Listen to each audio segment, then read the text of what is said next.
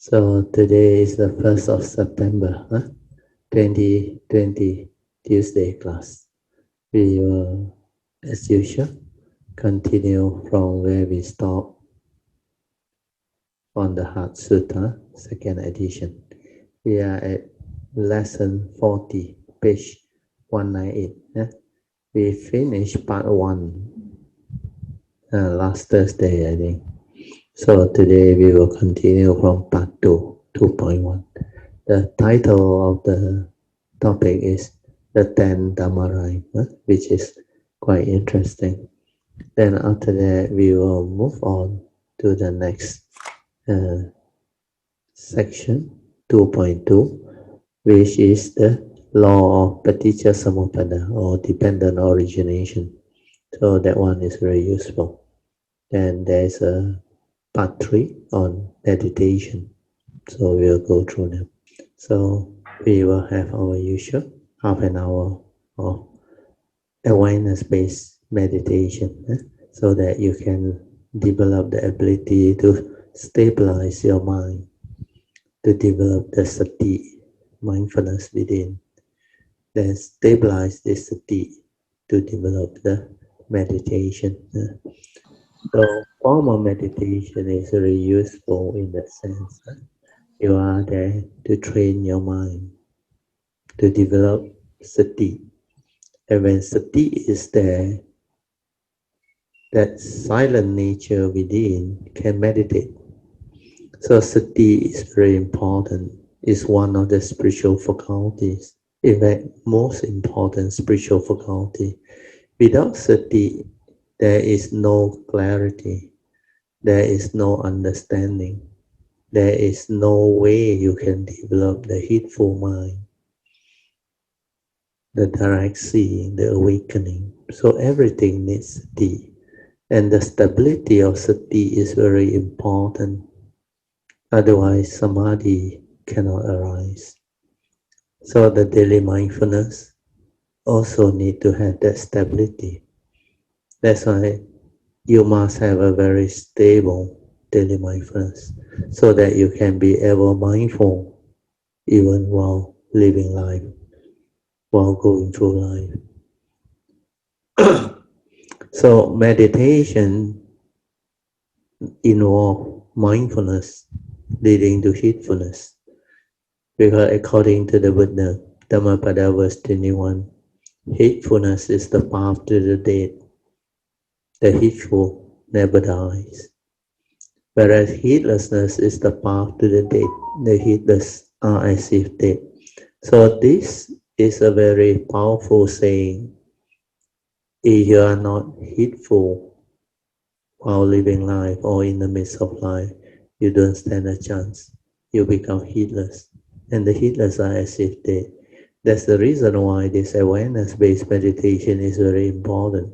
To train your mind to be silent, to be aware, to be in the state of heedfulness. And to be heedful, there are two components. First component is ever mindful. To be ever mindful, you have to train the mind to be mindful first, then stabilize it to be ever mindful. So if you are focused on this training, then your meditation will progress. Then second component is constantly meditative. Means when you have developed the ability to be ever mindful, use it to meditate, so that you can have the second component of constantly meditative. Means constantly cultivating noble evil path, developing the understanding of the essential Dhamma, the awakening and all those things.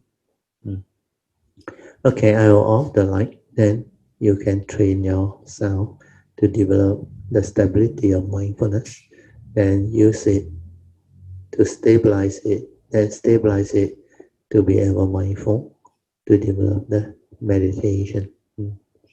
So as usual, relax, maintain awareness, then stabilize the awareness for as long as you can. The first three support: relax, maintain awareness, and 24 hours or as long as you can. So just do that, very simple. Then for those who are already trained in their spiritual faculty, you straight away relax, maintain awareness. You will go into the meditative state straight away. No need to do anything. For those who still haven't developed the stability of the five spiritual faculty, then you may have to do some form of skillful means training. So if you have any skillful means that can help you develop the stability of mindfulness, you can use it. Any method, technique, or even the mind sweeping method combined with metta, or whatever, chanting, dynamic meditation, anapanasati, even whatever that involve object of meditation where you can anchor your mind there and develop the mindfulness of that object of meditation so that you can be with the moment in silent awareness. That is the training. Relax body and mind, then maintain some form of attention. And we will continue from where we stop. We are at page 198, part 2, 2.1. Okay. Today's topic is quite interesting. The 10 Dhamma rhyme, 4法界. This one is the Mahayanas. The Mahayana, they have their way of describing the 10 Dhamma rhyme. So it is in fact a form of cosmology, or they call it a Buddhist cosmology. Means the whole cosmos, or the whole universe. They summarize it. So this 10 Dhamma rhyme is very comprehensive. It covers the rhyme of enlightened beings too. Whereas the Theravada tradition, the 31 planes of existence, they only cover the 5th Dhamma rhyme until the 10th Dhamma rhyme. So they call it the 6th rhyme, 六道轮回, where you take rebirth within the 6th rhyme. It's actually the same, except Mahayana, they define the Deva rhyme and above, which includes the Brahma rhyme and the Arupa Jhana, formless rhyme, as the heavenly rhyme, 天道法界, or 天法界. Whereas Theravada, they actually break down. They have the 4 lower rhyme. We call it the human rhyme. Then there are 3 more lower rhyme, which are called willful rhyme. So this willful rhyme, there are 4 more. So 4 more willful rhyme together with the human rhyme. They have the 5. Then the 6th rhyme is the rhyme of the heavenly beings. So I will read to you, then you understand. The Buddhist cosmology consists of 10 Dhamma rhymes. The first 4 rhymes are called the rhyme of saints or enlightened beings. And they are the rhyme of the Buddhas. 诸佛法界 means the rhyme where Sammasambuddha's nature are defined. They supposed to occupy that rhyme. Then there is also another rhyme of Bodhisattva, 菩萨法界, where all bodhisattvas are classified under that rhyme. Then you have the rhyme of the conditioned enlightened one, 圆觉法界, means based on condition arising Dhamma, 圆法界, means they don't need the Four Noble Truth to awaken to. They awaken to following the understanding of the 12 link Paticca Samuppada. That's why they call it 眼角法界. Then there is the sound hearer, rhyme of the sound hearer, 声闻法界. Those who hear the Dhamma, the Four Noble Truth, as proclaimed by the Buddhas, they become enlightened ones. So these are the rhyme of the sainthoods, where you get enlightened to upon hearing the Dhamma, or the truth, as proclaimed by the Buddha. So all these are the enlightened rhymes. So this fourth rhyme is called sound hearer because they hear the sound during the time of the Buddha, where there is the only means to learn Dhamma through listening. So they are called sound hearer, 声闻法界. So these are the sainthood rhyme, where you have enlightened beings who has awakened to the first stage of sainthood, Sotapan, or second stage of sainthood, Sakadagami. Then there is a Anagami, which is the third stage of sainthood. Then the one that has completely eradicated or root out the 10 fetters, they become Arahants. So Arahants are enlightened beings that has rooted out all the 10 fetters that bind living beings to samsara. So this rhyme of sound hearer, which we call 声闻法界, they are just classification by the Mahayana, because the enlightened beings, they actually can be anywhere. They can also decide to come, especially bodhisattvas, or even the sainthood way. They can decide to come anytime. They can be born within the 31 plane of existence too. Of course, the Pure Land teaching, there has an additional possibility.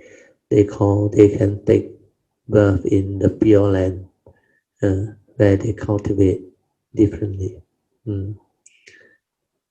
So Pure Land are rhyme that are not included in the 31 plane of existence, but they arise because of vows. Amitabha Buddha, his vow is very, very elaborate, very complete, and he cultivated very, very long. His 48 great vows is so complete and so elaborate, so much so it can create Pure Land, and Pure Land become possible because of the great vow, virtue and perfection, and wisdom and understanding. So all this is the understanding that the Mahayana introduced. These four rhymes of enlightened beings are just definition. They are not really a rhyme where they exist. No. Like Sammasambuddha, they have their nature. The nature of Sammasambuddha. Their nature is within the universe, the oneness nature. But when they take birth to become Sammasambuddha, there is only one segmented life where they arise. But after that, they can still continue to come, but not as Sammasambuddha anymore. They come as just like the Bodhisattva. They come because they have the karmic nature, they have their perfection, the spiritual nature, so they can still come. But this part, unless you take the Bodhisattva way, you cannot understand. It's too deep for most cultivators, especially those who limit themselves to just the Theravada teaching or Theravada tradition. Because the way of Bodhisattva leading to the Sammasambuddha way, or the fully enlightened one, is very extensive, very different, involve many, many more things. Then even the rhyme of bodhisattvas, it doesn't mean all bodhisattvas are born there. No, they are called bodhisattva because they took the bodhisattva vows. Then they understand how to come. So they want to complete that training. So when they come, their segmented life, if they are not pure land tradition, they will come to one of the 31 plane of existence to take birth. If they are involved in the pure land tradition, then certain life of their training, they will take birth in the pure land. They call in Mahayana or Mandarin, 净土, 净土, pure land. Then the rhyme of the conditioned enlightened one, they are called Pachika Buddhas. Pachika Buddhas, they can become enlightened without the sasana. So if it's without the sasana, means they become enlightened due to their own realization of the dwelling, paticca samuppada. They cannot realize the Four Noble Truths, but they are not Sammasambuddha. Only Sammasambuddha can summarize all of understanding into the Four Noble Truths. That's the reason why the Four Noble Truths is so complete, so profound, and so beautiful. The essence of the Buddha's teaching, Sammasambuddha's teaching. Only Sammasambuddha can summarize it so completely. The rest of the enlightened being that doesn't have the sasana, they have to awaken through understanding how their mind function, the dwelling, paticca samuppada, law of dependent origination, the condition arising Dhamma. Then the sainthood way, I think we are familiar. The Theravada tradition or teaching also have taught a lot. So these four rhymes, like I explained just now, they are general classification of all these enlightened beings. But it doesn't mean there is a rhyme where they exist. You must understand.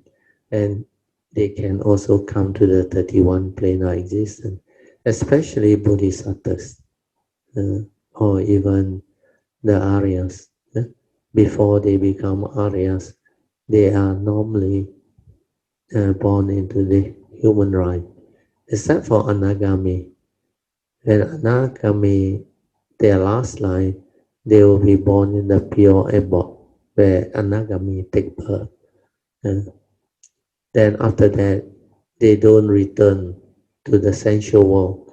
That's why they are called a non-returner. After that birth, they cease, become Arahant, no more. Means they don't come back to the sensual rhyme to take birth. Sensual rhymes are the Deva rhymes, the human rhymes, and the four woeful state.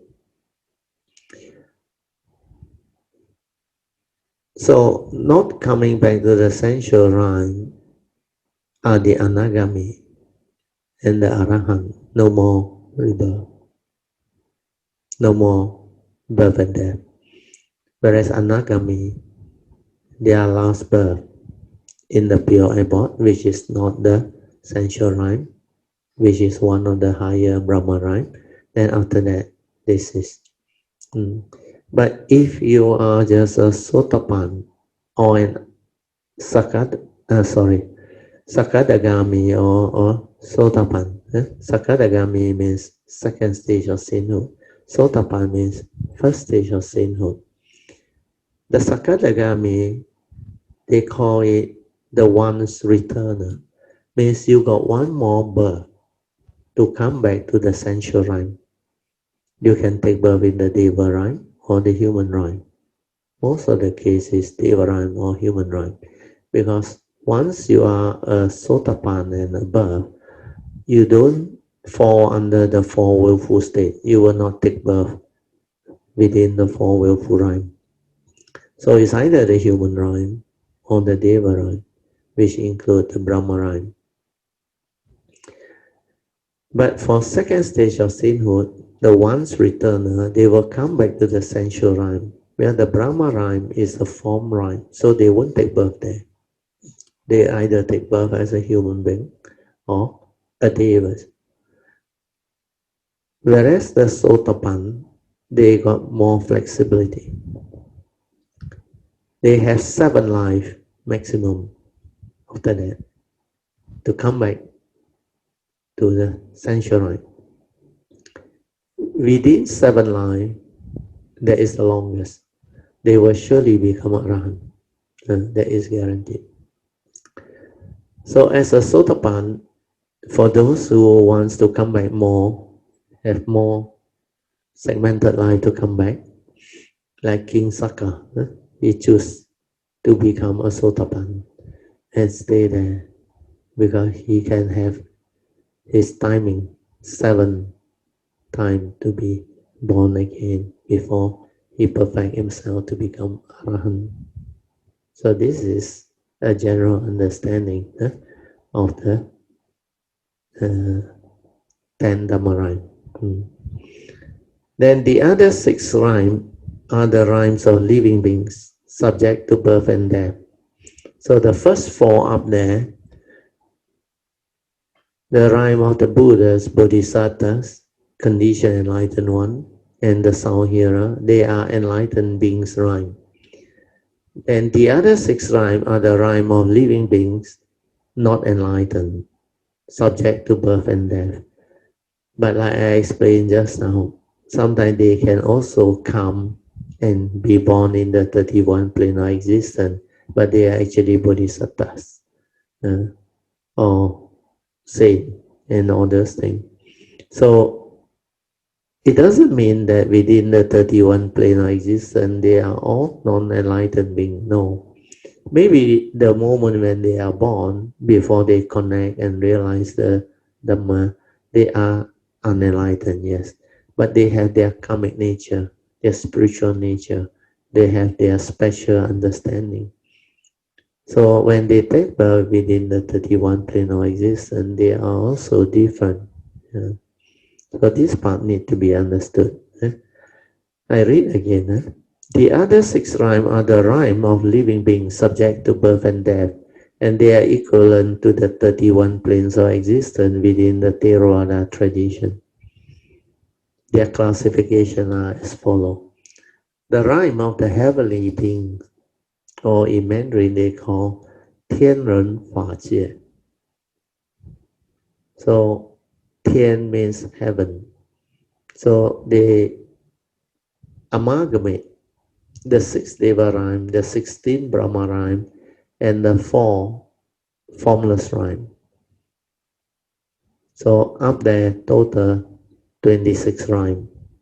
Then 26 plus the 5 more rhyme below. The next rhyme is the rhyme of human being, 人道法界.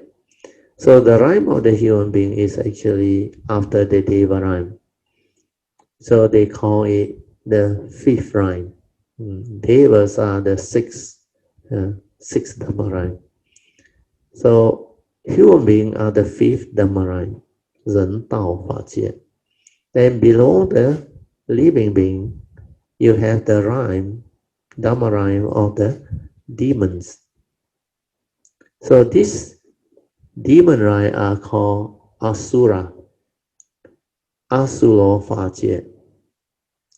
Then the next one is the rhyme of animals, 畜生法界. So this rhyme of animal, they are born with heavy evil roots of delusion.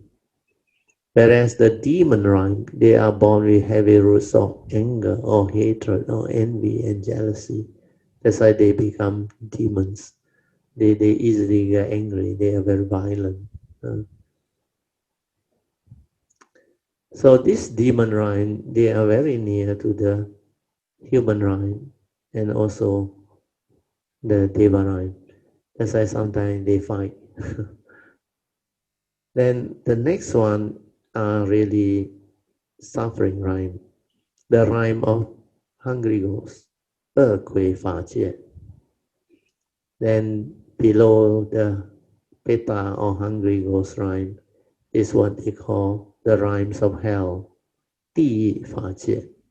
So the hell rhymes are very, very severe, a lot of suffering, a lot of misery, and the hell is a lot, very, very massive. That's the reason why that's the reason why those who are born in the hell are a lot. A lot of them are born in the hell, right? And people who are born in the hell, right? Most of them has the three evil roots of greed, hatred, and delusion all there. That's why they are born in the hell, right? They have heavy karmic negativity. So when you take birth in the hell line, there is no condition for you to cultivate. There is only suffering to pay back karma. That is usually take a long time. Because in the Jataka story, there was one Jataka story where the Bodhisattva came to know because he was born as a king for many lives. Then there was one life when he was born as a king. He happened to give instruction for war and do a lot of killing. So what happened was, due to that heavy karma, the next birth, he was sent out to the hell. He took rebirth in the hell realm. Then after 60,000, I don't know what type of measurement is it, 60,000 or that duration is like very long. 60,000, don't know what measurement, I forgot already. Then only he got a chance to become a human being again. But because of his parami, he was born a prince again. Then when he was born a prince, one of the devas, who was actually his mother, advised him and reminded him, do you remember in the previous life when you were the king? Because you are the king, you have to make all those decisions, and karmically you have to take birth in the hell, right? And you suffer for so long, and now you only come out, so you must be mindful of what happened. So he advised the son to actually think of a way to not inherit the king's throne. So that life, you know what he did? No? He pretended to be sick, very weak, so that the father gave up on him. Yeah. And he really pretended until finally the father got no choice, sent him off.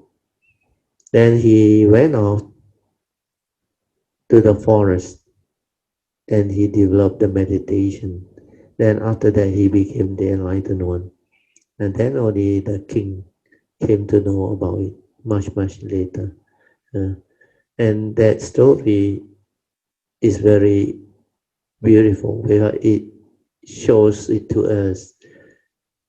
Even as a king, there are a lot of decisions that you make that can lead to war, severe killing, and also massive destruction to human life. Then a lot of suffering, misery. Then it disrupts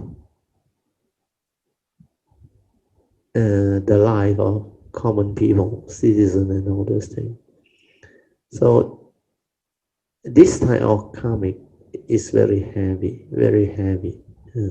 So sometimes people who don't have the clear understanding of this law of karma, they aspire to be king, to be emperor, then nowadays society has evolved. They, after independence, they don't want to have the monarchy. They do away with the monarchy. But Malaysia, we still have a constitutional monarch. So we are taking the in between. Whereas many countries, they have do away with the monarchy. I think France is one of them. Then China also, they do away with the emperor. Then they call themselves republic. Uh, Even Russia and all those things. So these are the evolving change. So when it comes to karma, we need to be mindful of the hell rhyme, the four willful rhyme. Then there is another aspect that you need to understand. According to the Theravada teaching, they say out of this 31 plane of existence, we are all the human rhyme and above, means the Deva rhyme, the heavenly rhyme, the Brahma rhyme, and the formless rhyme. That above 27 rhyme, they are called the happy rhyme,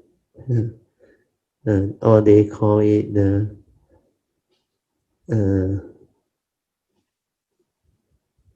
there is no karma dukkati. Karma dukkati is just the four woeful rhyme, means the demon rhyme, the animal rhyme, the hungry ghost or Peta rhyme, and the hell rhyme. They are called the sensual rhyme, karma dukkati. K-A-M-A, this karma is not the K-A-R-M-A, K-A-M-A, stand for sensual. Karma means sensual. Sensual world of suffering. That's a karma dukkati. Whereas the human rhyme and the deva rhyme is classified as karma sukhati. Never mind, no need to show that one. Karma sukhati. So they are called the sensual rhyme of happiness. So as human being, when we are born into this rhyme of the human being, we should be happy because it is called karma sukhati, the sensual rhyme of happiness, like the Deva rhymes. But why are you not happy? Or why are most human beings not happy? We have to ask that question. So when it comes to understanding the law of karma, we will have that understanding. If you don't understand the law of karma, you cannot understand. Even though the human rhyme is called the rhyme of the sensual rhyme of happiness, okay? But this rhyme is very funny because the human rhyme has a very unique, what they call, a very unique existence. It seems all Sama Sambuddha, their last birth, before they become Sama Sambuddha, they are always born into the human rhyme. Because it is the human rhyme that has the two extremes. If you cultivate and develop the understanding of the Dhamma and the perfection and the wisdom, you can reach the highest possibility to be a Sama Sambuddha. But if you are deluded and heedless, you can fall down to the deepest hell. That is the extreme. So karma is such, like the Buddha said, to be born as a human being is very rare. And you must have good parami because it's very rare. Then there is also another saying, to receive the Dhamma is also very rare. So to be born as a human being, the Mahayana call it to have the human form. 人生难得. Ren is human. Sun is the human body. It's very rare. Ren Sen Nan Te. For Fa Nan Wen means the Dhamma, the true Dhamma is very difficult to realize, to come across. Mm. So we as human beings in this present civilization or era, we are indeed very blessed and very, very fortunate. We not only are born as human beings, we are also born during the Buddha Sasana of Sakyamuni Buddha. That's why this is a very unique window, golden opportunity. But yet you can see so much suffering beings. It's because of their karmic. So if you don't take care of karma, every life you come, the possibility of even having suffering is very great, even you are born in the happy line. So understanding the law of karma is very important. It is very, very useful and very important. And karma is very powerful. Karma has got no mercy. It is non-personal, impersonal, they call it. They don't pity you or what. You do wrong, you go down. Uh, you cultivate accordingly, develop wisdom, wholesomeness, virtue, and perfection, then your life beautiful. You are rewarded. So the nature's law is such. Then the law of karma has one aspect which a lot of cultivators don't understand. Whatever karmic negativity that you did, it can become karmic obstruction to you. This karmic obstruction, very few Buddhists or cultivators understand. Because when the karmic obstruction hit, it really obstructs you from seeing the way, receiving the Dhamma. Or sometimes it can obstruct you in very, very strange way. Uh, so even in this life, you have seen certain kayamita, certain people. Their karmic obstruction is so severe. Their karmic negativity from the past is so severe. So even they are born during the sasana as a human being with the Dhamma, everything, because of the karmic obstruction or karmic past, they can also get lost for some time. Then they can also get into trouble for no reason. Then sometimes when they are about to receive the proper teaching, but the karmic obstruction is so strong, they cannot see, they cannot understand, and they really cannot benefit from it. Unless they have certain good roots from the past, where they have helped people who has gone through such suffering and misery before to come out of it, and then that good parami or good roots can actually bring forth the causes and conditions for this they call 贵人 to come along and really help them come out of it or introduce them to people who have the real understanding and the teaching, then they can also benefit from it. So the law of karma, when you understand, is very beautiful, very useful. So whatever you do, come back to you. Always remember. So if you want to have the good life, you make sure you avoid all evil. Follow the advice of the Buddha.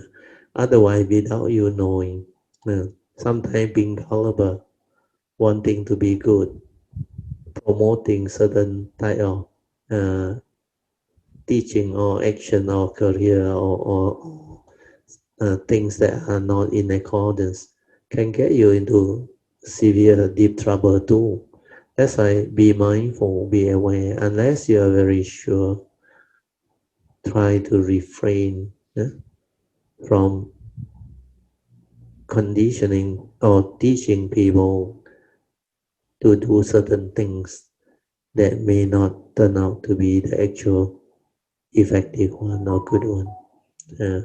So this is just for sharing, for those cultivators who are really serious, to be very mindful. Don't be too eager to share and teach certain things unless you are very, very sure. Otherwise, it can also lead to karmic obstruction in the future. Hmm. So with that, I think I complete the 10th Dhamma rhyme. I will read to you the last part. Some of the great bodhisattvas like Kuan Yin Pusa, Wen Su Pusa, Puxian Pusa, Di Zhang Wang Pusa, they have already fulfilled their 10th perfection to become Sammasambuddha. But due to their great vows, their great compassion and love for the living beings, they have used their great vow to continue to come and save living beings. Just like the Earth Store Bodhisattva, he purposely made this very heavy vow. One of his heavy vow is, unless the hell realm is empty of hell beings, he will not become a Sammasambuddha. So this type of vow is like self uh, obstructing. How can the hell be empty of hell beings? Understand? But the hell realm is so massive, and living beings are countless, limitless, and there are a lot of deluded ones. So how can the hell be empty of hell beings? Which means this vow is firstly introduced to block himself from becoming Sammasambuddha. But if you have the understanding, it's not block.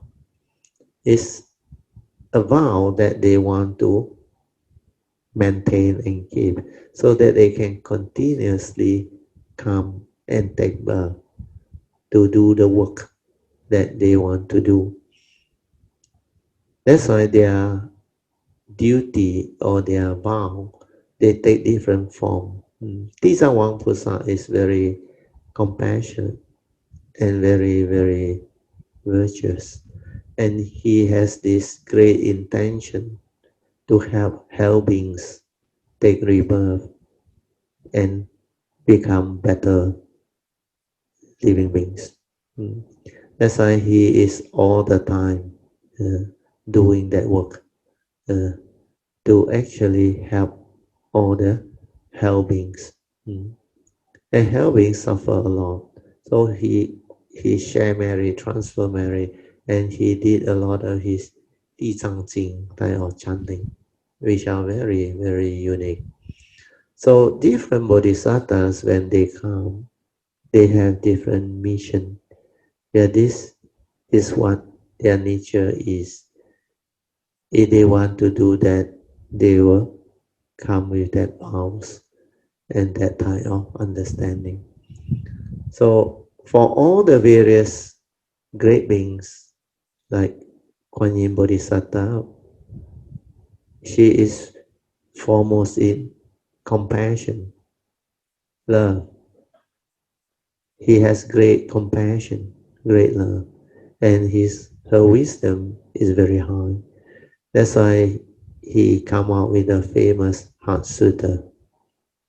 And this is the perfection where you really need to develop the perfection of wisdom. It's called a paramita, means prajna paramita. Paramita is perfection, prajna is wisdom, perfection of wisdom, paramita. So this Heart Sutta is compulsory to be cultivated, realized, and understood for perfecting the perfection of wisdom. where the essence of all the teaching has been summarized. The perfection of wisdom has been summarized by the Heart Sutra.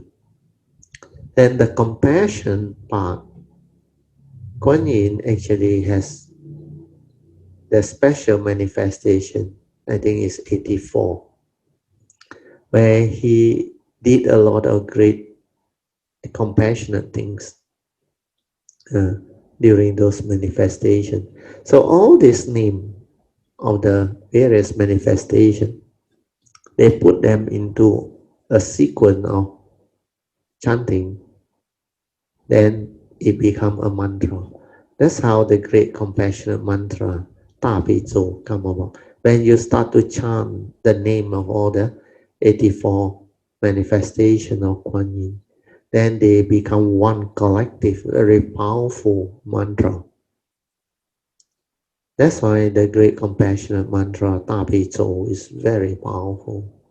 So in time of fear, in time of crisis or whatever, if you want to develop great compassion to liberate living beings and help mankind or humanity or even living beings, you should chant this great compassionate mantra, Ta Pi Tzu. Then she got a few very special for her. Om Pe Mi Me Mi Hum.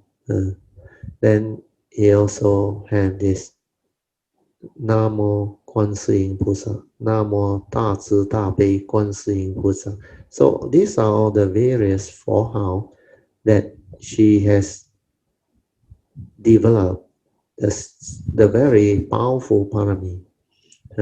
Then is the vow that she developed is so powerful and so elaborate that it also become a nature's law. That's why this vow can manifest in this way. Whosoever that call upon her name or forehand or chant her mantra or recite the Heart Sutta and all those things, there will be a response. And that response is very true. Where I saw my mother being illiterate, but she has a lot of faith in Kuan Yin. Oh, really? It manifests in time of need to help her. And really, I saw it because my mom is very special because she has very strong faith in Kuan Yin. And she was the one that took me to the Kuan Yin temple. And very strange, when I go to this Chinese temple, I like Kuan Yin temple. Then I can only pay respect to the Buddhas, the four great beings, and Kuan Yin. The rest of the deity, or somehow, I don't know why, my nature cannot. I don't mind obeying my mother, take the joystick as a sign of respect of her. But I cannot like go down on my knee and pay my respect to those being very strange since young. Then later on, when I grew up, when I cultivated the Dhamma, then when I inherited, then I know why is it this way. That's why when you come, all this understanding is already there because of your karmic nature, your spiritual nature, and your past perfection and cultivation. So this 10 Dhamma rhyme is very interesting. Huh? Okay, we finish. Yeah? Then we'll go on to the 2.2. Okay, before I go on to 2.2, because I got feedback from my daughter, some of them who attended our session in class, they requested for toilet break, huh? 3 minutes toilet break. I think it's good, huh? So that they don't have to yan or hold on to their bladder. Huh? Because sometimes they don't want to miss the sharing. Huh? So why not we make it a point? Huh? Now exactly 9:30. Huh? Just nice. Huh? 1 more hour to go. So I give you 3 minutes of toilet break. So we come back at 9:33. Yeah? So you can have your drink, can have your toilet break, you can do your thing. Yeah? Okay, so let us rejoice first. Sadhu, sadhu, sadhu. So take 3, yeah? Okay.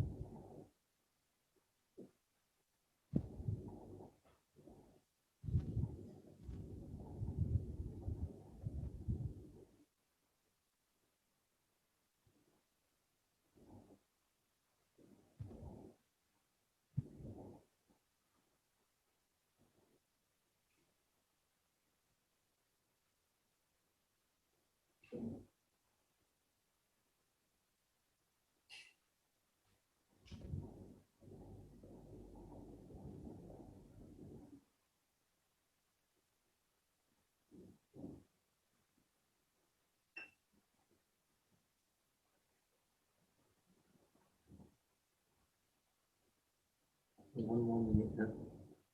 Almost done.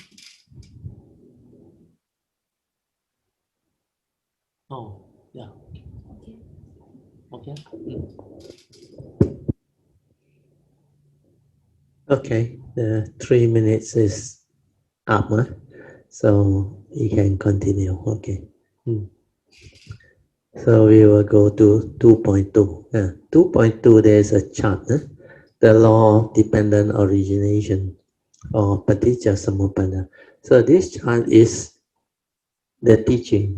The Buddha taught the Paticca Samuppada following this dwelling. So this chart we produce during one of our Heart Sutra class. I think Miss Lee was the one that draw this based on what I share. Because I explained that this Paticca Samuppada or law of dependent origination, the dwelling, is not a single dimension thing.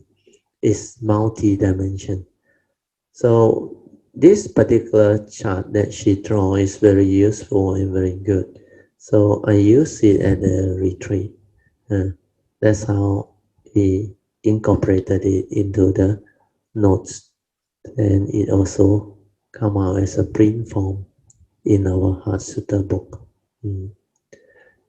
So going through this dwelling or Paticca Samuppada is very important. And I will explain to you all how all this understanding can come about. And a better way to have the detailed explanation is to go through the book. There's a book, a blue book, Paticca Samuppada, based on one of the talk that I delivered in the year 2005. That was 15 years ago. Mm. A certain print is yellow color, certain print is blue color. So you can get hold of a copy, you should read it. Or you go to our website, the publication. They also have the ebook and also the PDF. You can click onto the link, then get hold of it and read through it. It's very complete. If you look at this 12 link, you see there are numberings. 1, 2, 3, 4, 5, 6, 7, 8, 9, 10. Yeah? Then 11, 12. So this is basically what the dwelling is. So 1 is up here. Huh? The first link, according to the Buddha, is avijja. Avijja, the meaning is ignorant. In Pali, it is called avijja. So the first two link is avijja pacaya sankhara. So dependent on ignorance arises mental activity or sankhara. So that is the first two link. So these two, avijja pacaya sankhara, is very important. We have to understand how it happened. Avijja here, they use the English word ignorant. Ignorant of what? We must understand. So if you may recall, ignorant means ignorant of the truth, the reality of life and existence. Especially the three types of right view, spiritual right views. When you don't have that, means in the spiritual sense, you have avijja, ignorance. When you do not understand the spiritual law of karma, karma niyama, or the spiritual law of mind, how you function as a human being, how your mundane mind arise and pass away, how it developed the dependent origination, condition arising number. It means you have ignorance. And the last one is the law of truth, Dhamma, or the essential Dhamma, the teaching of the Buddha. If you don't understand them, means you have ignorance. Because you don't have right view, you simply do things, you entangle yourself. So according to the Buddha, dependent on ignorance, because you don't understand what is the natural thing to do. You go and think, isn't it? That's why you go and think, believing that by thinking you can understand. So upon thinking, what happened? What is thinking? Mental activity, sankhara activity. And most of the time, how you think, you go to your brain, and your brain is an organ. So this part is very important. The brain is an organ, and brain is basically memory, experiences, good and bad, accumulation of experiences, good and bad. So what happens when you go to the brain and think? Means you make contact with the brain. So upon contact, what happened? Like the physics experiment. Eh? Upon contact, if it's an organ, like you're seeing consciousness, the eye, or the ear, hearing consciousness. Upon contact, what happened? The light bulb lights up, isn't it? That's why the consciousness come to be, isn't it? So avijja pacaya sankhara, sankhara when it make contact, mental contact inside here, it trigger the third link, vijnanam. Vijnanam is the mental consciousness, means the mind become conscious.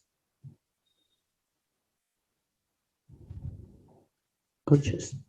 If it's linked to the eye as an organ, seeing consciousness arise.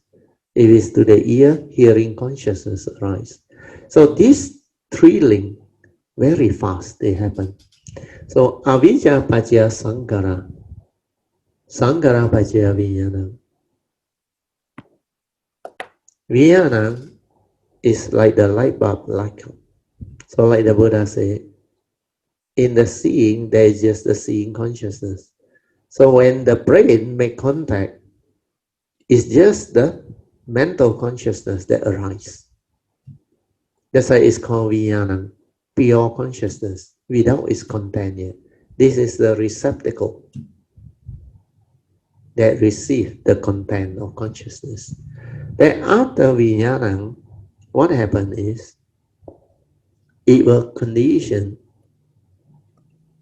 namarupam.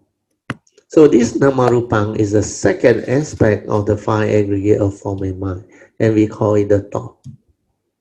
The thought. So this part is the thought. So when you input the content of consciousness, it becomes the thought. So this is the five aggregate of form and mind. So this namarupa is the thought.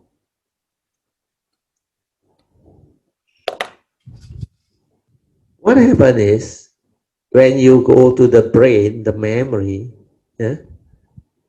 you think. So what is thinking?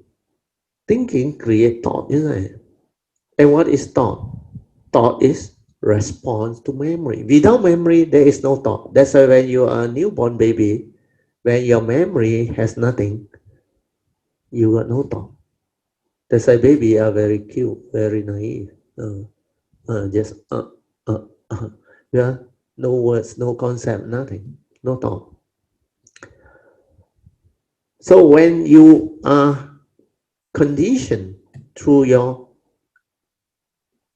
education, through the people who has raised you, uh, or through societies, uh, latest development or whatever, your education system, your media, and whatever. So all this create conditioning. Then your life experiences, you accumulated them all, your views, your opinion, your conditioning, whatever. Yeah. Then your fear, your phobia, your insecurity, even your psychological memory, you accumulate them all there. Then when you go to the brain and think, then thought arise. Your thought is response to all this memory. Then your mental intention behind the arising of all this thought, they are based on your views, opinion, and conditioning, belief system, tradition. And these are all, before you are enlightened, rubbish, wrong thought, wrong view. That's how it conditions suffering, misery, selfishness, all those heedless thinking. So avijja paja sankara, sankara paja vijnana, like the mental consciousness, like Bob, like up, you understand. Then you input the content of consciousness. When you input the content of consciousness, this is what karma is. At the fourth link, karma arises. Whether that thought, that chitta, they call it chitta, kusala and akusala, whether it's moral or immoral, wholesome or unwholesome. At that stage, the fourth link, it arises. Then after that, the Buddha go back to the senses. He said, dependent on this namarupang, means the thought. For the thought to arise, there must be sense bases. Otherwise, it cannot arise. So the brain is one of the sense bases. The other five physical organ is also one of the sense bases. Like our eye, EYE, the ear, the nose, the tongue, the tactile of the body, then the brain. So these are the six sense bases that trigger off the six respective sense door consciousness. Then from number 5, dependent on the sense basis, he said, there must be sense data that come and make contact together with the consciousness that trap inside. So number 5 will give rise to number 6. So salayatana pacha pasat. Pasat is contact. Then contact will condition feeling. Pasat pacha vedana. Vedana is feeling. Yeah. Then dependent on feeling, if you are not enlightened yet, you don't have the initial wisdom, which is uniso manasikara, feeling cannot remain as pure feeling. Feeling will be conditioned into craving, tanha. So Vedana Pajya tanha is the 7 to 8 link. Tanha is craving. So when craving become very strong, depending on this craving, if you are deluded and full of ignorance and heedless, it will condition what they call grasping, upadana. Means you you grasp at the thing already. This is not just desire or craving anymore. You grasp already.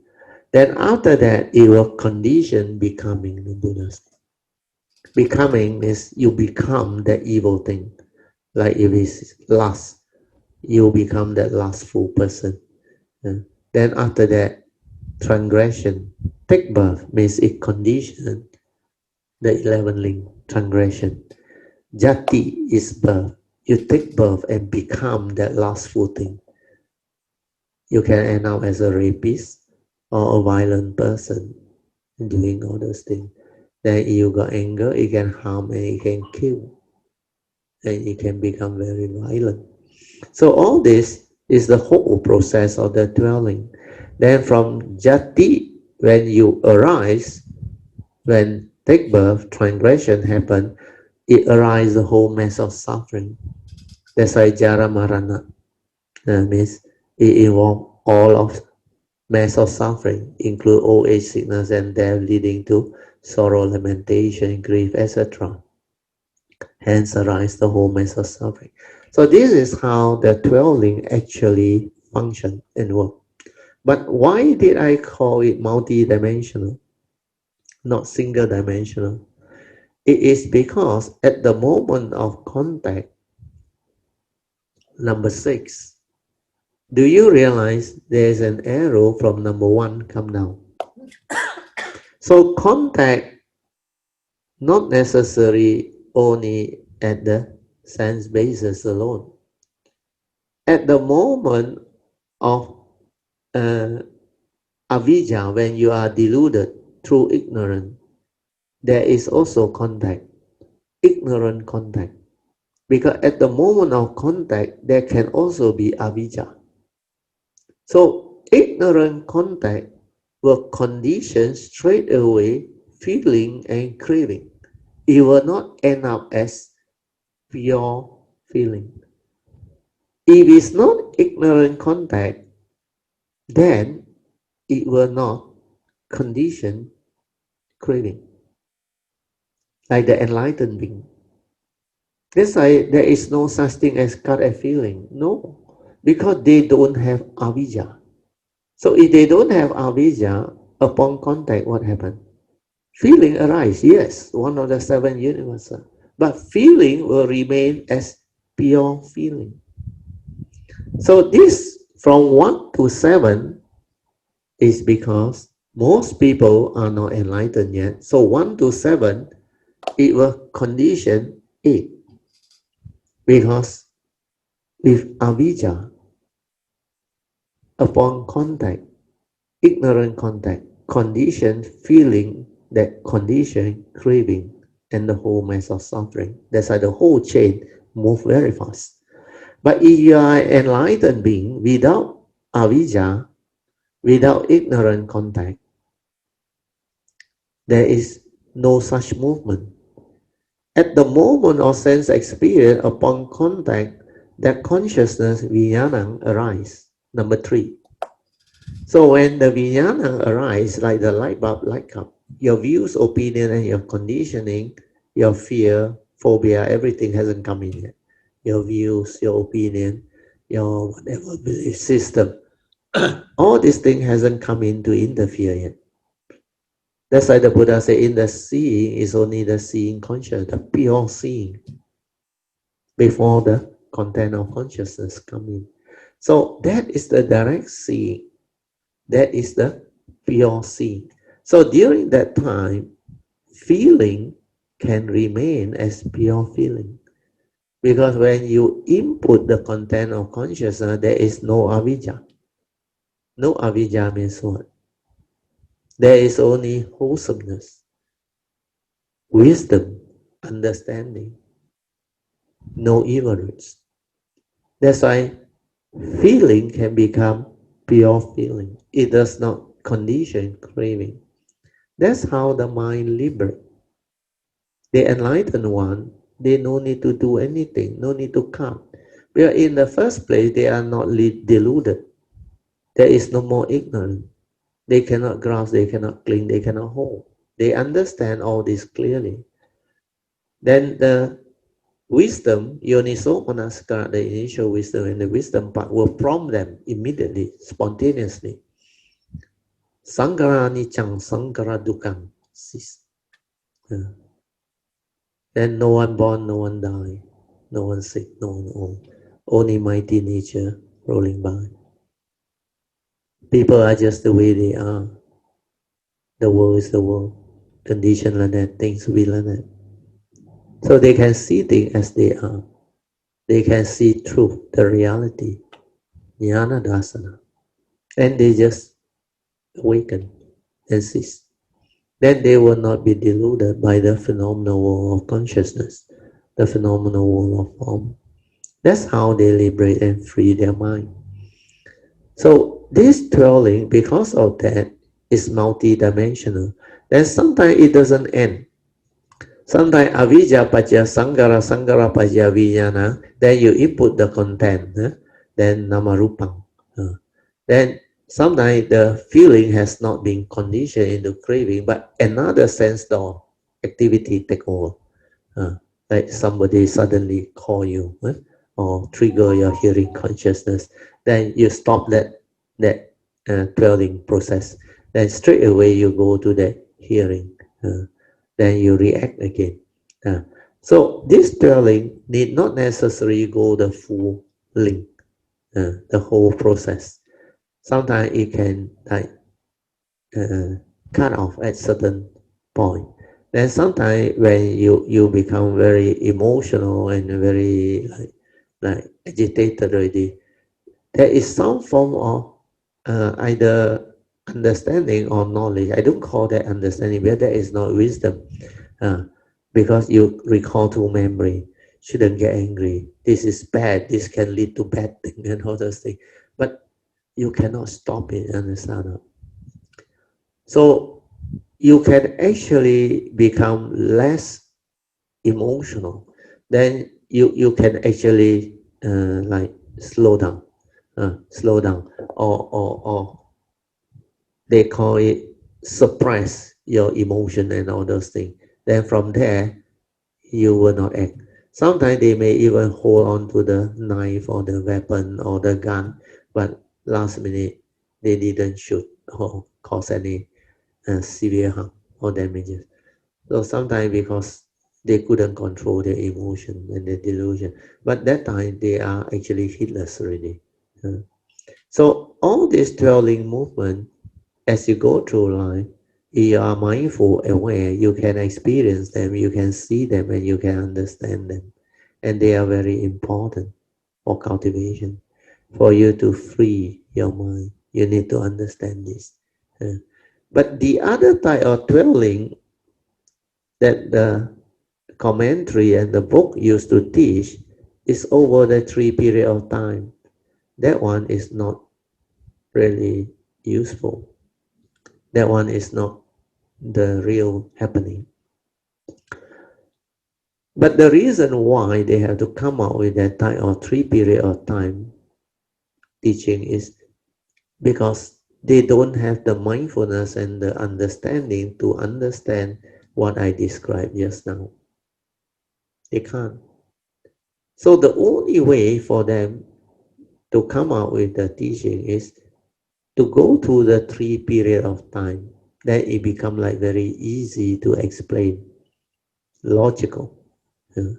So I will now go through the commentaries explanation.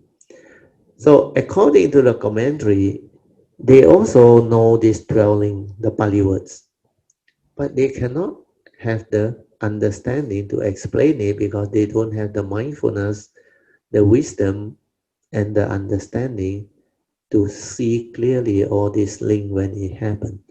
Because you lack mindfulness, yeah, mindfulness is not stable. your understanding of the Dhamma is not stable, you cannot understand the link.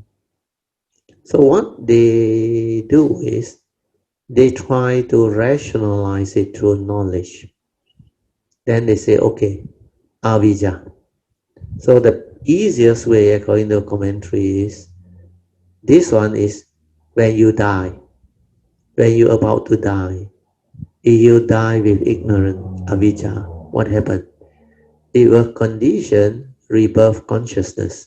So number two link, sankhara, become rebirth consciousness. You understand?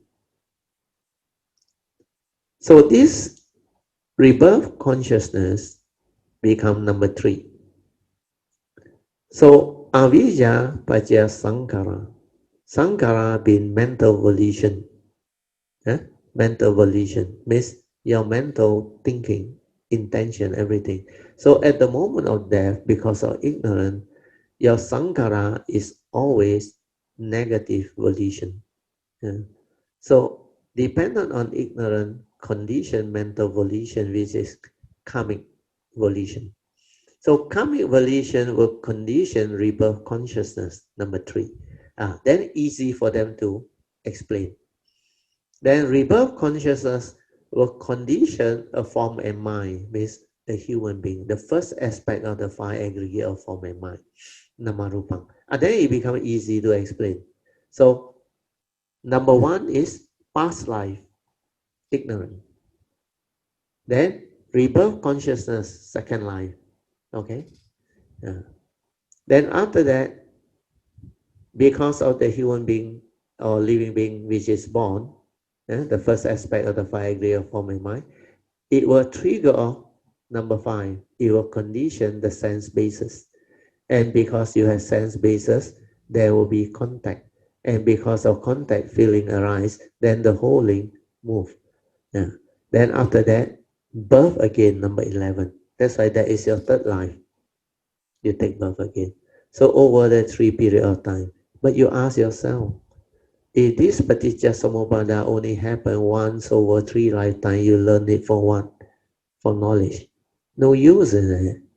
What I am interested in is the paticca samuppada that operate all the time, every moment of sense experience within the segmented life, the form and mind.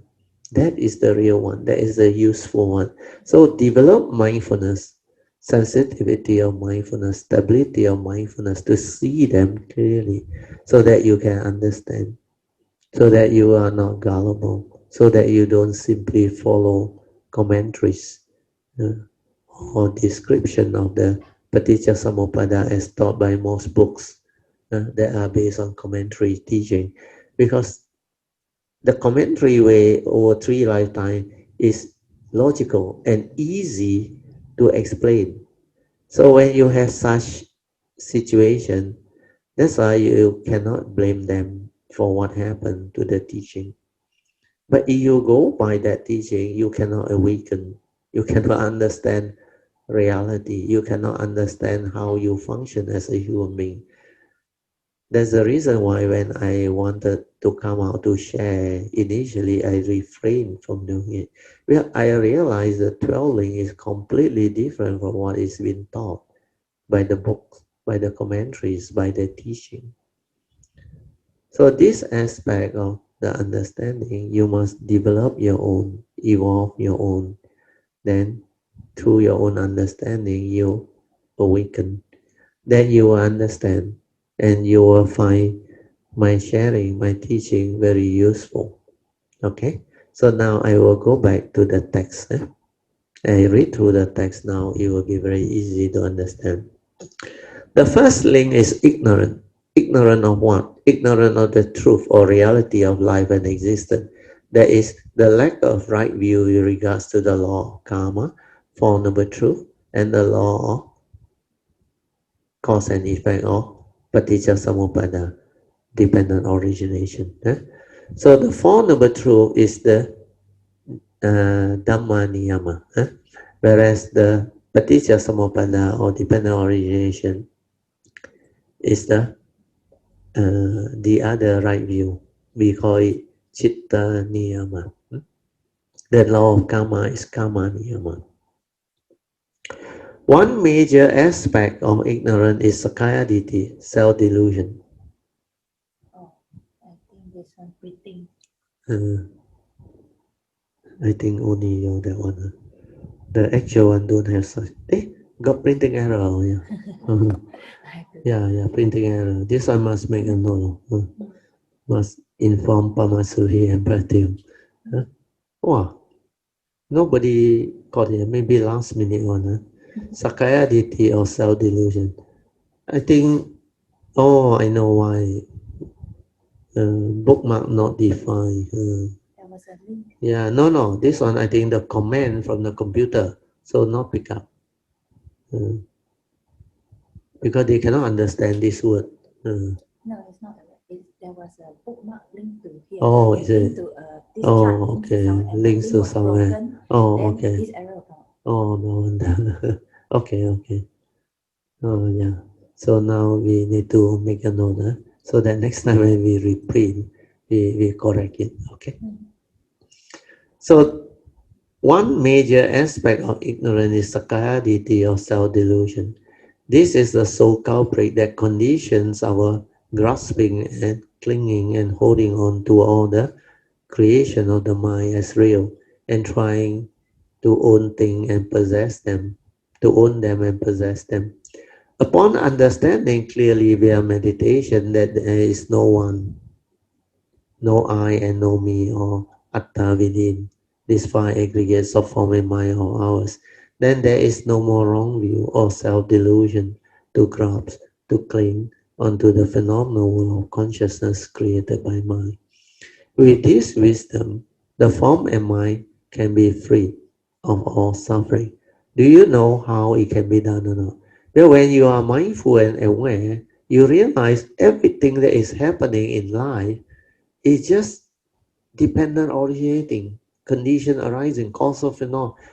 It's just a movement, nature's movement, mighty nature rolling by, no reality. There is no human being inside there. The one that deceives you is the thought, the egoic mind that has the ego inside there. And that is the one that creates the confusion. But if you are silent, completely aware, mindful, the egoic mind doesn't come in and interfere. Then you realize everything is just nature's law. Dependent on ignorance, sankhara activity arise. Then when Sankara activity arise, it make contact with the brain, then it trigger off the mental conscious. You saw them come out. Then you saw how you input the content of consciousness. So everything is dependent orientating because of your views or opinion, your conditioning, your belief system, your insecurity, your fear, your phobia, everything. Then you realize all these are wrong view. That condition wrong thought. That condition the suffering and the misery and make you what you are. And this is how it happened. There is nobody inside there. There is no I, no me, no God. Nothing. Hearing is natural. Seeing is natural. Like the physics experiment. Condition arising. Causal phenomenon. So when you are able to meditate that way, mindful and just aware, then you start to realize the impersonal process of dependent originating, conditional. Everything is dependent originating, condition arising, cause of phenomenon. Dependent on that, the other one arise. That's why ignorant first. Then mental activity means you go and think.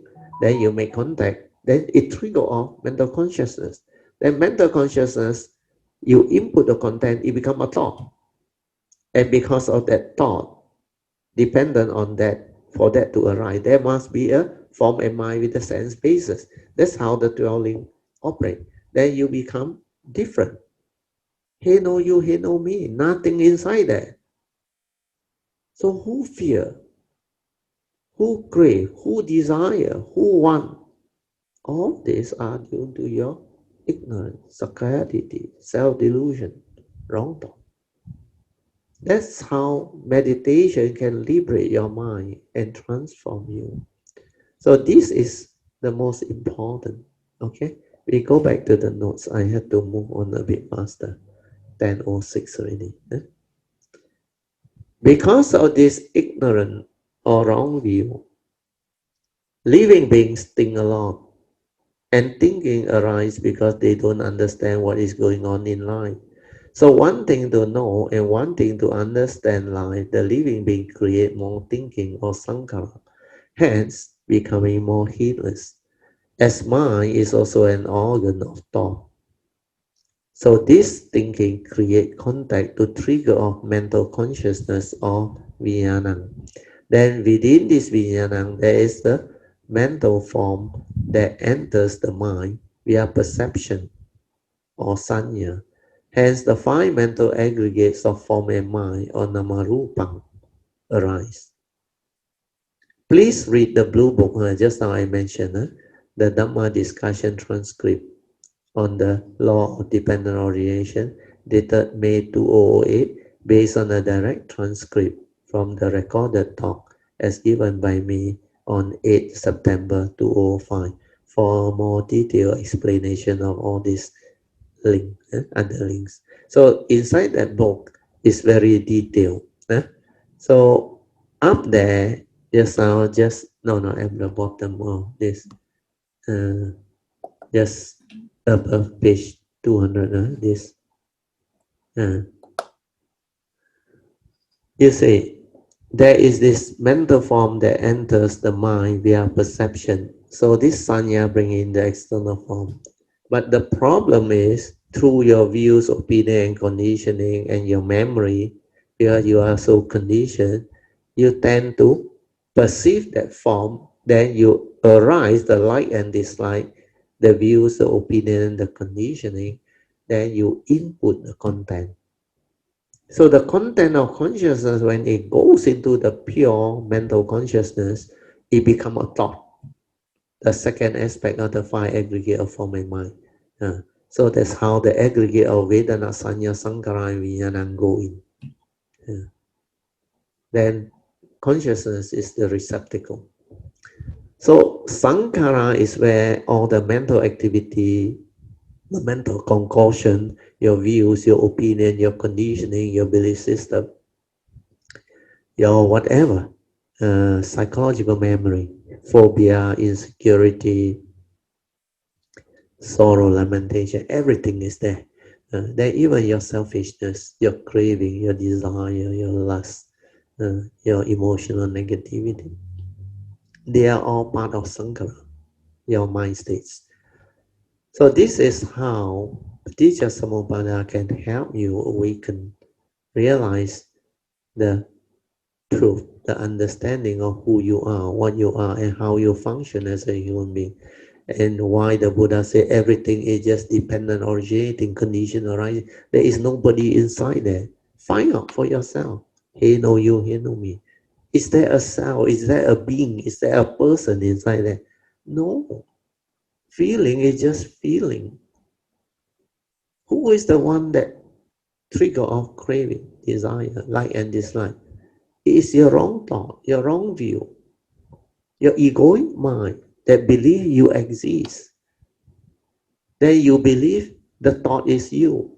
You believe you are a human being. You exist. You think. You see. You hear. You smell. You taste. You tactile feel and think. But the reality is, he know you. He know me. Find out in the meditation. Do not be gullible. Because whatever that is logical is always the opposite of the reality. It's very logical. When I ask you a question, do you exist? You sure say I exist. What? How can you say I not exist? I'm born into this world. I have a name. I have a personality. Then I can do what I like. Uh, I want to walk, I walk. I want to eat, I eat. I want to run, I run. I want to commit suicide, I also can. Why you say it's not me? Then it become very logical. Then you always say, yeah, me lah, I lah. That's why I can think, ma. I can see, ma. I can hear, I can smell, I can taste, I can tactile feel and experience things. Why you say I'm not real? This is the meditative question. Find out what actually happened. According to the Buddha, everything is just paticca samuppada, dependent originating. He no you, he no me. That is your wrong view, your egoic mind that cling, that grabs onto this five aggregate of form and mind, believing that is you. Then the Buddha has gone through the five aggregate one by one. Is the physical body you, the form? It cannot be you. It go the way of nature. That's why it's subject to old age, sickness, and death. Because this is not a permanent, unchanging entity. See it, understand it. And without the consciousness, it's only element. How can it be you? Then when the consciousness part come in, you subdivide into the four aggregate and check in the meditation. Is feeling real? Is it you? Feeling come and go. You didn't die. How can it be you? And like the Buddha in the Anatta Lakkhana Sutta, he taught, is feeling you. If it's feeling you, it will not tend towards suffering. Very clear, right? So that's why feeling come and go, you didn't die. And feeling cannot be you. Because one moment pleasant feeling, next moment unpleasant feeling. If feeling is you, pleasant feeling disappear, unpleasant feeling arise, means you die. But you didn't die. Feeling come and go, you still exist. Perception come and go, you still exist. How can they be you? If they are not you, then who are you? What are you? That is meditation. When you silence your mind in clear awareness, you understand the arising and the passing away is all nature's law, following paticca samuppada, dependent originating, all the dwelling that the Buddha taught and described. They are so clear. And he know you, he know me. And this form of mind, which is not a permanent, unchanging entity, and this one is subject to karma, where it has mental intention due to your brain, your memory, your views, your opinion, and your conditioning. That's why it creates mental intention. But the moment you awaken, enlighten, the wisdom connected, you won't act according to memory. You act according to wisdom, dhamma, understanding, noble eightfold path. That's how you become different. That's how the sacrality, the wrong view, doesn't come in anymore. He understand. He know you, he know me. Nothing inside that. This one you have to realize it. See it clearly in the meditation. Otherwise you cannot understand. Otherwise you surely become gullible. Like I explained just now. How can this not be me? The other one is the analogy of the car and the driver, which I have taught before. If this form of mind or physical body and consciousness trapped inside is you, then one very important question is, when that person is paralyzed from the waist down, you ask him to walk and sit, you ask him to stand, the body doesn't obey him anymore. Do you understand? Why? Because that body function due to condition. When it is normal, without paralysis, without problem, like a car, when everything is running in accordance, then the car is like belong to you.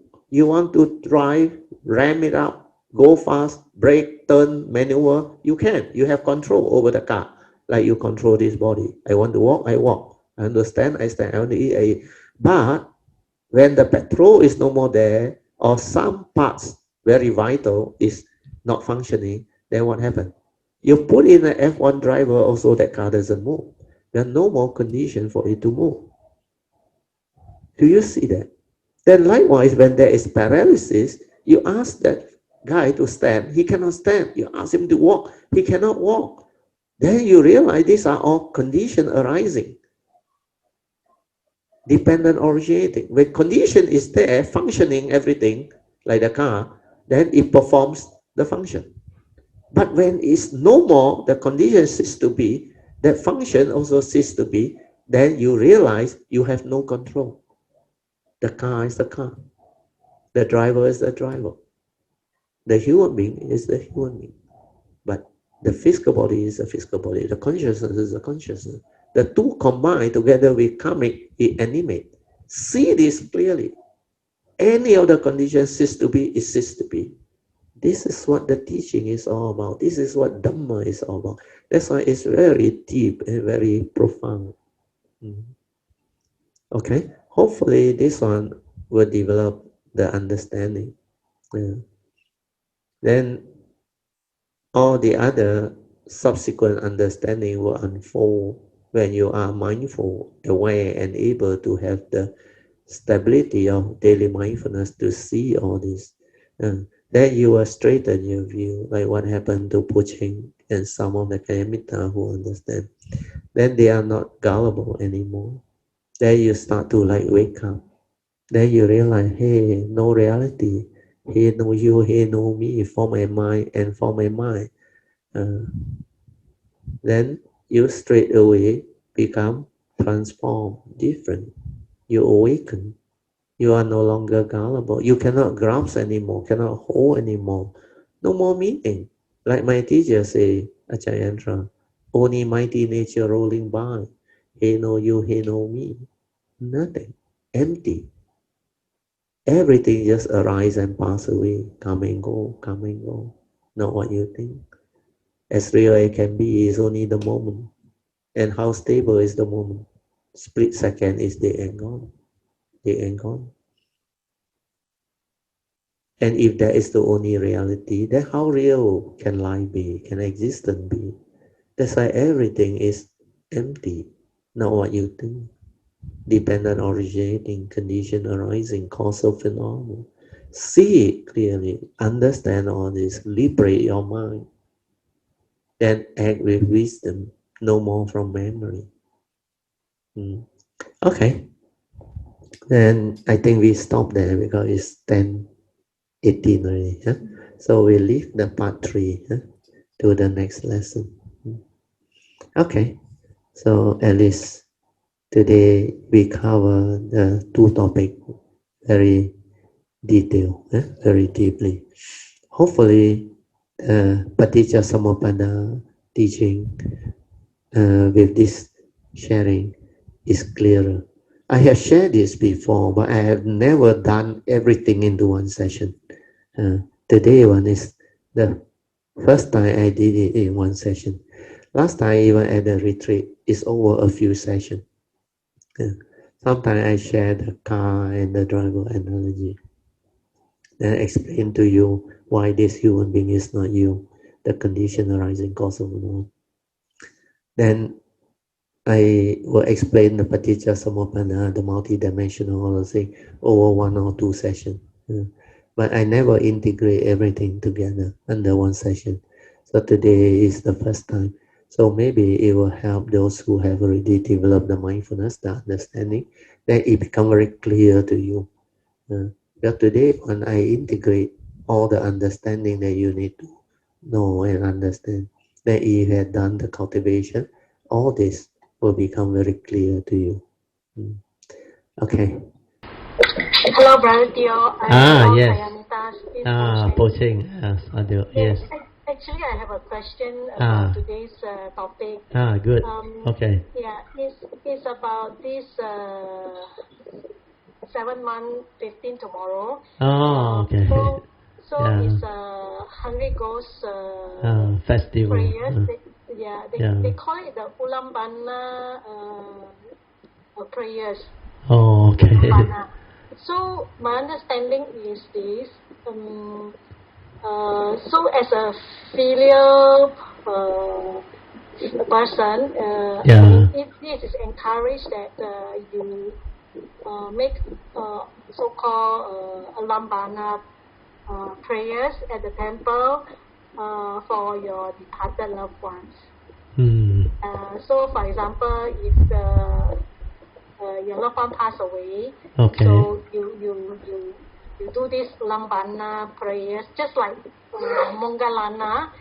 Because I think his parents also, I don't know, cannot remember, father or mother was in hell realms, and then you do these Ulambana prayers to help them move on to the better realm.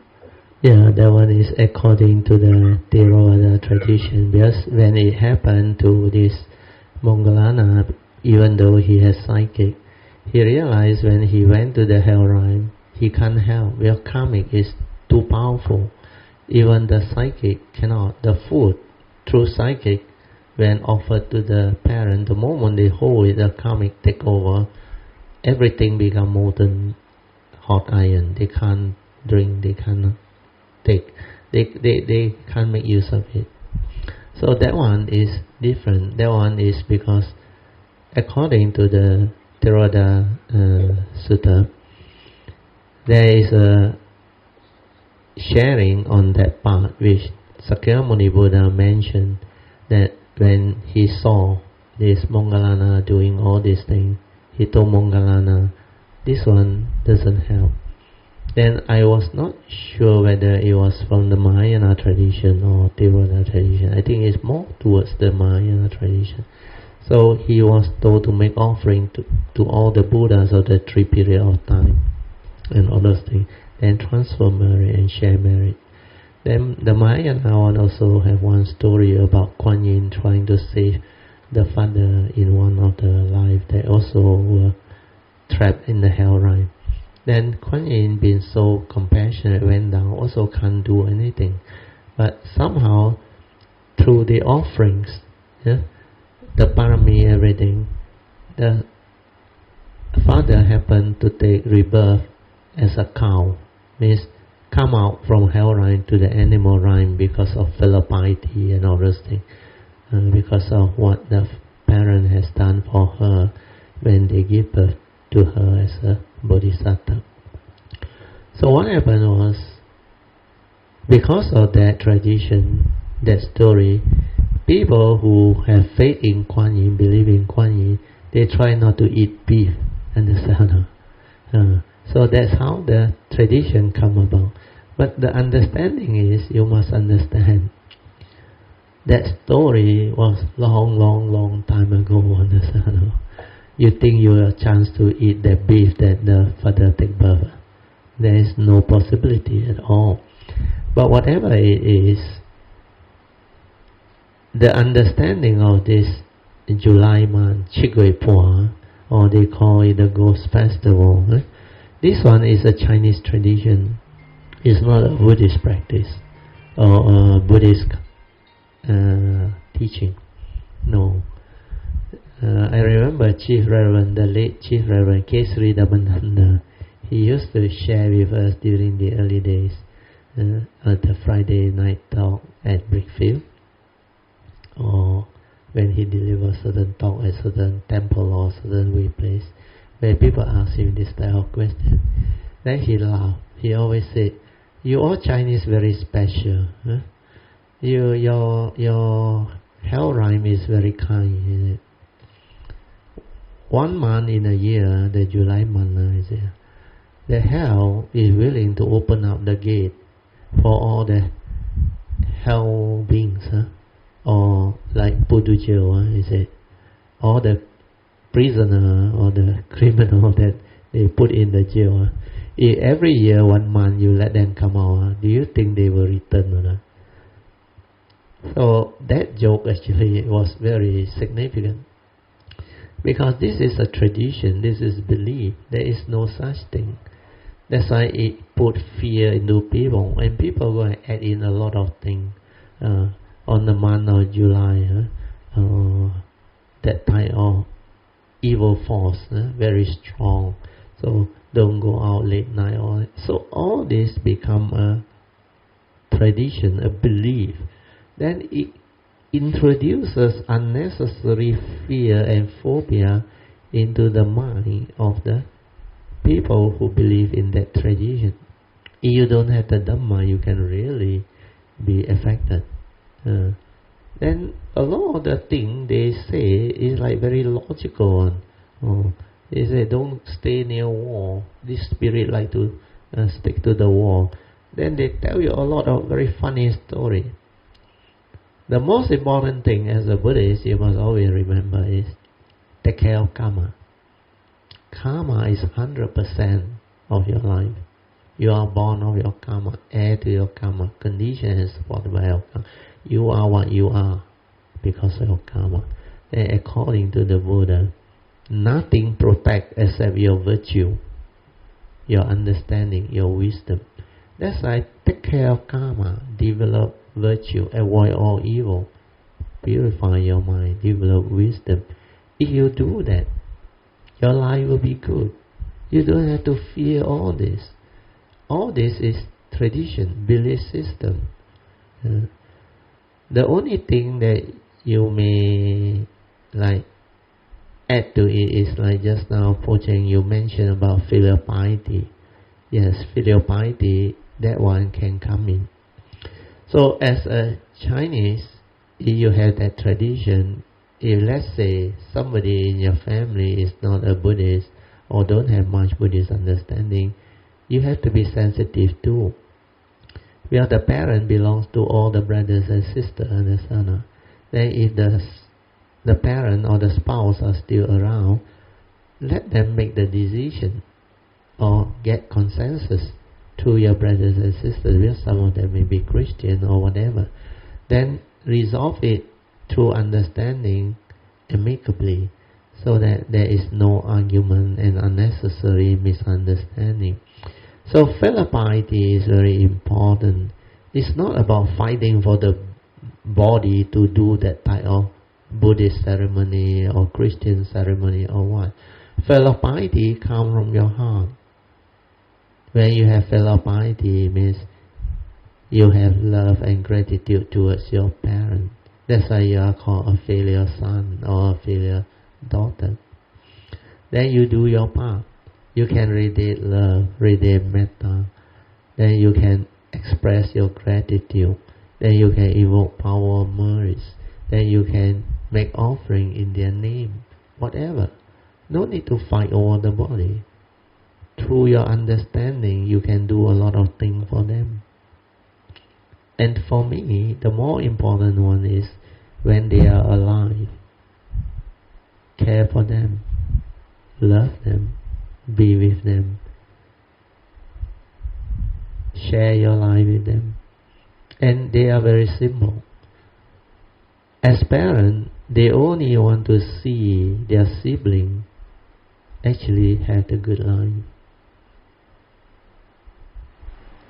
So when they know you are happy, you are successful, you are having the good life, they are very happy, they are very contented, and they have a lot of joy. But if you have problem, if they don't have the Dhamma, they also worry for you. That's why your duty is to develop the understanding and be a filial child. Filial child means what? Not to do anything that lead to problem or failure in life and lack of success, so that your parents also will worry for you. Don't get yourself entangled until you are involved in police case, like drugs or CBT, all those things. Why do you want to do that? That's why the Dhamma will protect you. You keep to the Dhamma way. You will be beautiful. You will have the good life. You will be a filial child. So all this to me are more important. So forget about tradition. And I can share with you my personal life and understanding. I respect my family tradition.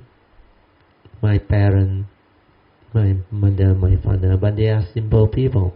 Then I straightened their view. I corrected them through understanding by talking to them in a very nice way, in a way where they can understand. Like those feng shui, all those things. I say, why you want to believe all those things? Because they have this fear, if upon death of a loved one, if they don't go through that traditional belief or celebration or burning of paper house, they feel that something is wrong. something that they haven't done. Then I had to explain to my mother, my father and my brother and sister. It's nothing to do with feng shui and all those things. Because if that is true, then why is the discrepancy? Like I told my mother, I say when you come out of mainland China in the early 50s, you already say you are out of the suffering world. Whereas your brother and sister trapped in China, they go through tough life. But feng shui is the same. How come like that? Then I say like, my father is the same. Then we all children same. We have the good life here. We have education. We have everything. But those born in China, same feng shui. My father's brother, their family, their family, everything, including my mother's side, got a few brothers and sisters. Their siblings, all they suffer. They have very severe negative condition. But then later on, after China came out and all things, then because of my father's help and my mother's help, then they also have the good life. Then now they are all very successful. But the main thing is not feng shui, it's your karma. That's why they understand. Then I say the ancestor tablet is useful if you have faith, you want to house them, no problem. So that, because the spirit world still don't understand, they want a place to come in. And they also have their like Gong Wu Dou Lei or their rhyme type of we don't call it superstition. It's their belief. Understand? No? To them, if you don't have ancestor tablet, even the deva stop them from coming in. Then if there is no blood relationship, they also stop them from coming in. Yeah, I got one uncle, the youngest one, that passed away very early, I think within the first few months when he was born. My father's youngest brother. Because he was not married, he passed away very young. Then later on when we all grew up, he realized he was still in the Hungry Ghost rhyme. He can't come into our house now. Because some of the house, they don't have ancestor tablet, and they don't let them come in. Then with ancestor tablet, like those who can come in, like my grandfather, they can come in, but he cannot come in because he is not really related in that close relationship, relative type of thing. But he is only my father's youngest brother. Then we are the children, understand? So he can enter my father's house, where my father's house got ancestor tablet. But all the other grandchildren's house, they can't. Then very funny, of all the 9 brothers and sisters, somehow, I don't know what happened, he chose me, he told my mother, he said, when I get married, I must actually do a few things, like become the kekia, you call it, stepson, godson, kekia, but he become like my parent, my father. Then officially invite him into my house to ascend the ancestor tablet. Where he was told the deva don't let him in. So this type of tradition thing, you really can help out or make them happy or peaceful, but they are in that rhyme, they are in that type of understanding and existence. So if you can help and make peace, why not? It's just like the that Sutra, the what is the name of the Sutra already? About the departed one.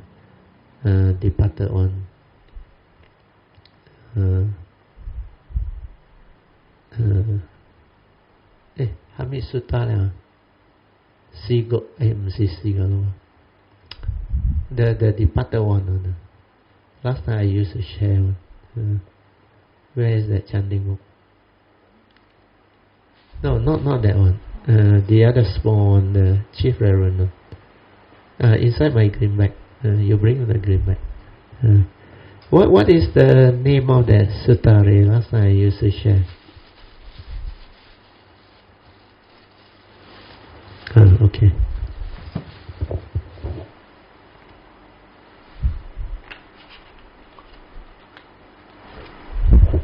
Yes, Tirokuda Sutta. The departed one in spirit form. So this Tirokuda Sutta is also about this type of spirit or departed one in spirit form. So the Buddha knew when they are born as beta, down there that rhyme, they cannot receive merits, they cannot work, they got no salary, nothing. The only way for them to have merits is to depend on related relative. Means departed one, they call it in spirit form. So they can only receive merit transferred to them by their relative. You don't have relative, you cannot receive. So in this sutta, the Buddha also mentioned, he said, you must know how to actually go about doing things that can help them. So I read to you this sutta is very useful. Those who reborn as unfortunate spirit or beings because of their evil roots of selfishness, craving, delusion and attachment, they tend to attach to their property in the past life. Then they will return to their homes and create an eerie atmosphere by lingering beyond the doors. So sometimes they come back because they attach to their property, their loved one and all those things. Then they yearn for human food but they cannot receive. But because of their past karma, their living relative neglects them. They forgot to make offering to them. Means make offering through triple jam or doing wholesomeness and transfer merit and all those things. So because of that, they started to do things the ignorant way. So those who are compassionate, the Buddha said, therefore should remember their departed relative and make offerings such as alms giving in their name. Now this is very important. By the wholehearted transfer of merits, the spirit will gratefully wish for their well-being, the well-being of their living relative who perform the meritorious deed. This type of thing you can do. There is also mentioned they should remember the spirit of their departed relative who are not at peace with themselves and gather in many places. That's why you must actually recall to mind. Then like have gratitude towards them or say good things about them so that you can pacify them and let them have the understanding and the joy so that they can be at peace with you. Otherwise, if they are not at peace with themselves and they will start to do ignorant things. Then the other part is, in return, he says, such spirit does remember and satisfy. That's why you must recall to mind, remember them and say good things about them and have gratitude towards them. Thus remember and satisfy will eagerly wish for the well-being of the living relative out of gratitude. That's how your house can be harmony. There is harmony in your house and all those things. Then especially you move to a new place. Then for those who understand, he say, for there is never plowing here, nor any cattle herding found, nor merchandising just the same, nor buttering of coin and gold. Means no business, no farming, nothing. The spirit of the departed king live there on the merits transferred to them by their relative. So that is the only means. Then after that, the Buddha continued to advise. He said, He gave to me, he worked for me, he was my kin, friend, intimate, gives. Then for departed ones, recalling what they used to do, that will help them. Then no amount of weeping, nor sorrowing and lamentation, nor any kind of mourning can help the departed relative whose skins remain, acting thus unhelpful to them. So you mourn, you cry like the funeral, no use one. All this won't help them. Then he said, but when you make offerings, but when this offering is given to those members of the holy order, the Sangha or whatever, then it can serve them long in future and at once as well. So by offering alms to the holy order in memory of departed one, the true path of action is been done. So the true path of action for relative has thus been shown, and how high honor to departed ones is done, and how the holy order can be given sustenance as well. That's why synergy, and how great merits can be stored away by you. So all these are the understanding of filial piety. You can do all this, but don't go and believe all this July month. It is a Chinese tradition. If you want to go and make offering, express your filial piety, share merit, transfer merit, and radiate love, metta, do, no harm. Because when my mother passed away, I was not around, because I was in Thailand spiritual retreat, and I knew I gave instruction. But during my father's time, they already know how to do. I taught them everything. Right?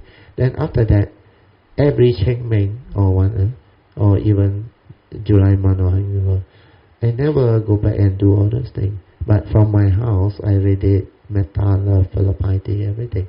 And I wish my parents well-being and happiness in whatever rhyme or existence they may be. And I know my parents will have a good life because of the duty they do to my nature. And I know they are good people. So all this understanding are very important. So no need to worry about the July month. Okay, Project? Your point on filial piety is useful. Yeah, that one agree. Yes, sadhu, Yeah, sadhu. sadhu, Yes, sadhu. it's actually more towards filial piety to express our gratitude, yeah, and respect we for make them. offering to the Triple Gem. Yeah, because you can recall to mind how they give us life, bring us to this world, care for us, protect for us. Yes, I agree totally. Yeah, Thank you sacrifice for us. deeper understanding on the Sutta, Yeah, and your personal experience Yeah. really helped. Yes.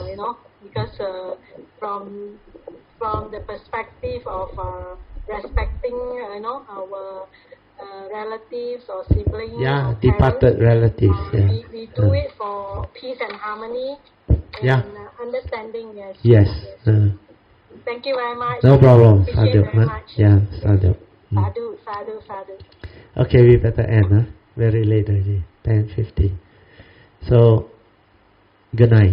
Sayonara. So Good night, good night. everybody. We will end the Sadhu, recording. sadhu. Okay, sadhu.